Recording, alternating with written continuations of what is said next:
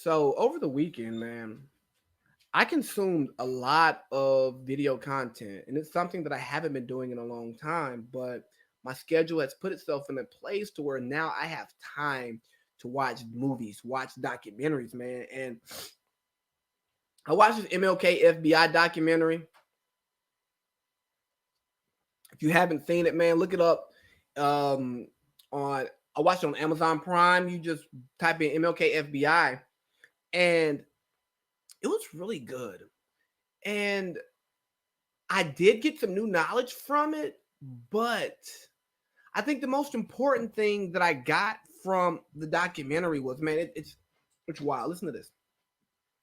How crazy is it that MLK was being monitored by the FBI, but he got assassinated? You know what I mean? That's like having a ring set up on your house, right? Having cameras in your house, getting robbed, but not seeing who did it. That's nuts, ain't it? And then we actually, like, for years accepted that as truth, that the man they said killed him as just a person who was angry at Dr. King. But now we have the information. We have so much more information, and with that information, we have to actually use it and question so many other things. But another thing that came from that documentary was communism, and how it was practically illegal to openly subscribe to communist views. And my communists, no. Do I support the American capitalist system? For the most part, yes. I think there are some tweaks that could be made, but here's my theory, my take, whatever it is. I think that the hate against communism exists because the system that was set in place was meant to keep certain people down, and the idea of communism gave those people the ability to rise from their situation. So the idea of the power actually belonging to the people and the decision making being with the people scared the decision makers at the top. So they attach so much negative rhetoric to it.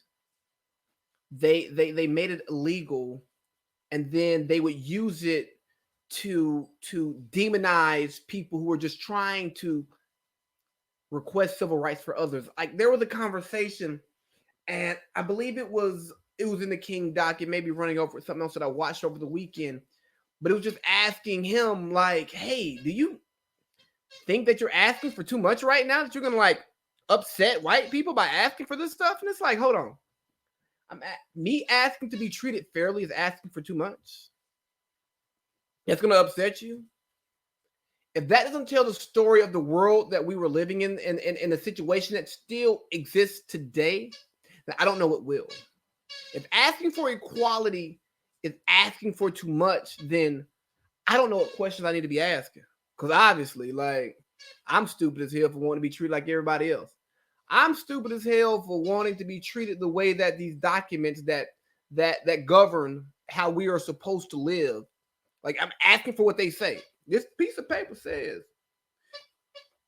we hold these truths to be self-evident. All all this life, liberty, pursuit of happiness.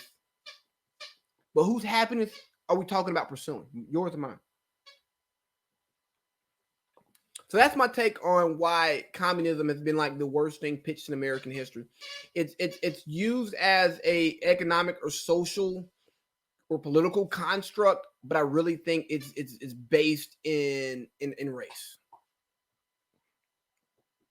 What else do we have? Another thing that I found interesting was that, again, in that time in the 60s, yes, they could use his extramarital affairs against him to weaken his message. But the idea that we shouldn't release the rest of the information that the FBI gathered on Dr. King is nuts. Some people saying, I don't think it's worthwhile. It's going to just give us information that we don't need or want. Like, no. I want to see it. What did you take in? Let me know.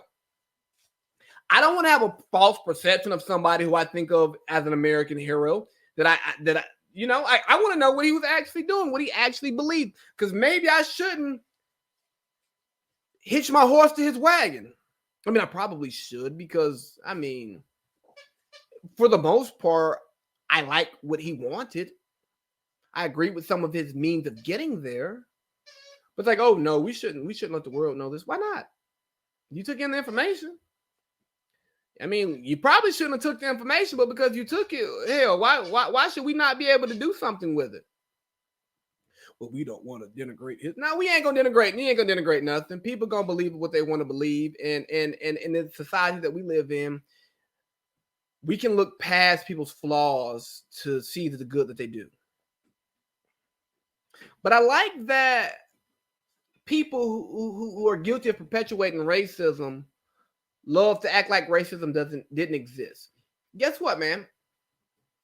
We can't get past racism if we don't talk about it, if we don't see it. If we live in this false reality that racism stopped the day that the Civil Rights Bill was passed, racism stopped the day that slavery ended, racism stopped the day that Joe Biden got elected, then hell, what are we going to do there? What truth are we going to find there if we don't truthfully talk about the problems that we have? Like, ain't that why we go to therapy? To talk to somebody who doesn't know what the hell we got going on, who doesn't know us personally. We give them our issues. We tie them into it, and then we try to find some honesty, because in therapy, we're not being judged there. It's not going to affect our relationships in our day-to-day life. How come we can't do the same as a country? How come we can't do the same as a people? Is that too much to ask? Let's just be honest about our flaws. God forbid we say that we're not perfect. We've made some mistakes. But your religious folks, Jesus, God, the Trinity, that's the only thing that's perfect. Now, the rest of us, we're flawed, and we make mistakes. We make mistakes daily. Men lie, women lie, numbers lie too, hell. And we can ask for forgiveness, and we can work to make ourselves better. Like, I was listening to a podcast before I recorded, and the guy was talking about, Kevin O'Connor was talking about Kobe being the perfect role model. RIP to Kobe, man, 1 year anniversary. But he was talking about how Kobe's like the perfect example, a perfect role model, because he had flaws, but because of his hard work that he exhibited throughout his entire life, he got to a better place before he passed away. I was like, damn. I was even mad that you brought up his Colorado incident, but the way you spun it, I was like, that's really dope, because guess what? We look at people as if they're perfect, and we give them this role model status, forgetting that, hey, everyone's a human and they're flawed. And that takes me into the Tiger Woods documentary.